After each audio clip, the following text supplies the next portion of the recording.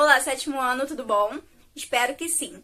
Bom, essa aula aqui é para duas coisas. Primeiramente, eu vou corrigir as atividades do capítulo 16, que é o capítulo da semana passada, e depois eu vou explicar, comentar o capítulo dessa semana, que é o capítulo 17. Porém, essa aqui é uma videoaula somente de redação, porque daqui pra frente eu vou separar para vocês português e redação. Então, como para a turma de vocês eu dou aula tanto de português como de redação, eu sempre fiz junto uma folhinha de estudo dirigido com conteúdo de língua portuguesa e de redação e um vídeo com conteúdo de língua portuguesa e de redação. Bom, daqui pra frente vai ser diferente, então vocês vão assistir a um vídeo meu só de língua portuguesa e outro só de redação, e também vão levar para casa um estudo dirigido só de língua portuguesa e outro só de redação, já que são duas matérias diferentes e eu notei que tem muita gente fazendo confusão entre elas. Bom, além disso, eu quero falar com vocês também sobre a entrega dessas atividades do estudo dirigido. Bom, a gente terminou o segundo bimestre há pouco tempo e eu reparei uma coisa. Tem muito aluno entregando ao colégio somente a folha preenchida com o nome, tá, gente? Isso não existe. Por que isso não existe? Essas atividades a gente prepara toda semana para vocês levarem para casa e fazer, tá? E não somente fazer no caderno e escrever, professora, fiz no caderno, mas mandar de volta para a escola numa folha grampeada junto com o estudo dirigido, ou sei lá, no verso da folha do estudo dirigido, né, na parte de trás, no espaço que tem em branco, na parte da frente do estudo dirigido, enfim, de alguma forma vocês precisam mandar esse exercício, essas atividades feitas para a escola. Por quê? Essas atividades são a AV1 de vocês. Então, é por meio dessas atividades que eu vou atribuir uma nota de AV1 para vocês. Então, quem entregou tudo certinho vai levar 30, que é a nota máxima. Quem entregou metade, né, vai levar 15, que é a média, né, a metade de 30, e por aí vai. Então, assim, quem entregou a folha somente assinada, eu não tenho como avaliar, infelizmente. E a última coisa que eu quero é ter que reprovar aluno por não ter atividade para corrigir, certo? Então, tendo passado esse aviso, espero que vocês colaborem comigo daqui para frente. Eu vou começar a correção das atividades de redação do capítulo 16. Então, essas atividades, né, elas começam lá na página 325 e são referentes ao texto.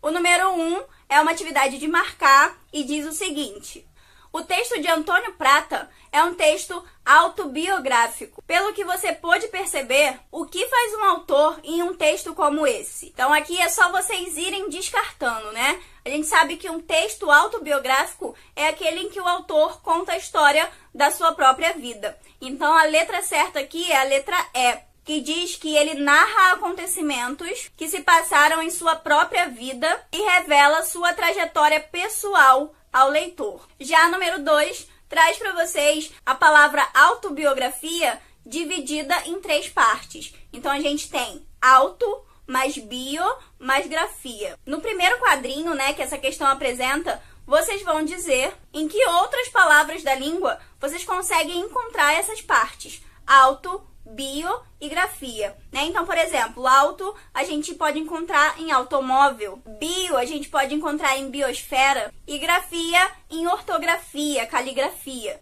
A letra B já vai um pouquinho mais a fundo e pergunta para vocês que sentido você atribui a cada uma dessas partes, né? A auto, a bio e grafia. Então, aqui a resposta é muito pessoal, né? É o que você atribui. Logo, eu não vou responder, isso aqui fica com vocês porque vai de cada um, do que cada um acha relacionado a essas partes. Letra C, faça uma pesquisa na internet e descubra o significado dessas partes. Auto, bio e grafia.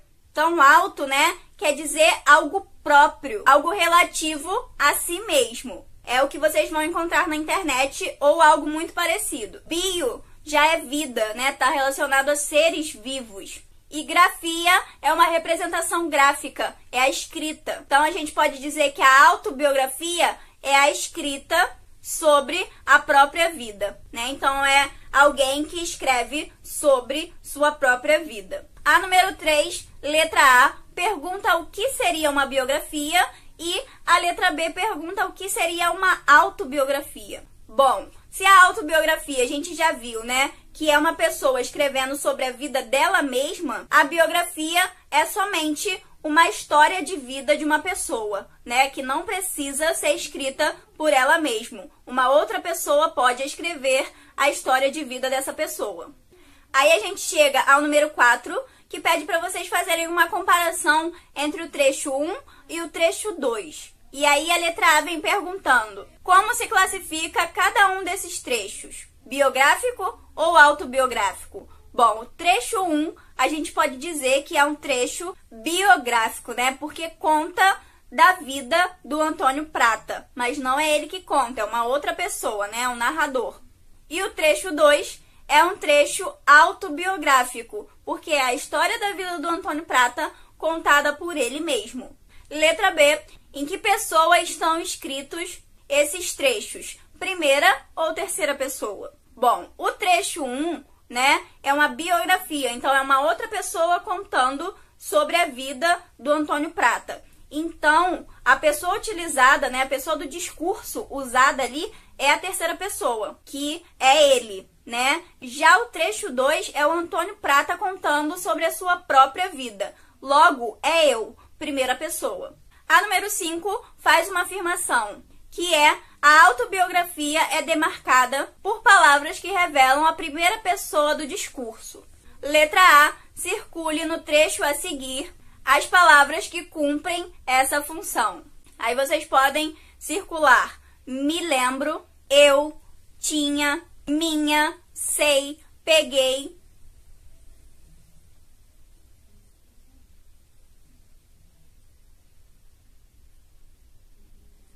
Quebrei e estivesse. Depois de ter destacado essas palavras, a letra B vai fazer a seguinte pergunta: a que classe gramatical pertence às palavras que você destacou, que você circulou? Bom, a maioria é verbo. Então, a gente tem aí de verbo: lembro, tinha, estava, sei, peguei, quebrei, virei e estivesse. Além disso, a gente também circulou, destacou 3 pronomes: eu, me e minha. A questão número 6 vem dizer pra gente que existem outros textos em que também é utilizada a primeira pessoa do discurso, eu, além da autobiografia, é claro. Pesquise e relacione o que cada um significa. Então, a gente tem aí 1, depoimento, 2, testemunho, 3, memórias e 4, diário, para vocês relacionarem nos parênteses.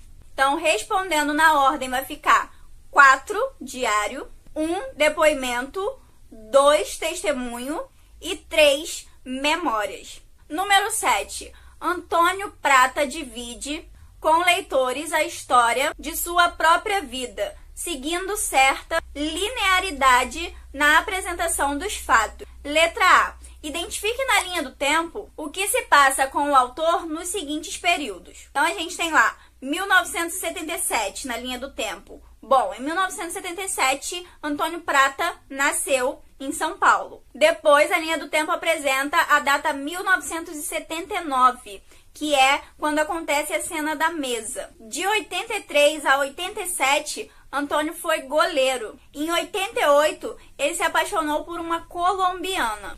De 89 a 94, foi baterista. Em 91, ele escreveu aquele texto que emocionou as mulheres que viviam com ele. E de 89 a 94, ele fez faculdade. Ele estudou, né? E aí do lado tem um ganchinho com as faculdades que ele fez. No texto fala que ele fez filosofia na USP, cinema na FAAP e ciências sociais na PUC. Letra B. Em seu texto, o autor faz uma seleção de fatos para apresentar ao leitor ou ele narra a sua vida inteira? Justifique. Bom, óbvio que ele faz a seleção de fatos, né? Que ele conta só o que ele quer. não teria como, e ele mesmo diz isso, né, colocar a vida dele inteira em detalhes ali. Então, embaixo vocês vão responder o que ele respondeu no texto, né? Que justificativa ele dá para não escrever a vida dele inteira ali.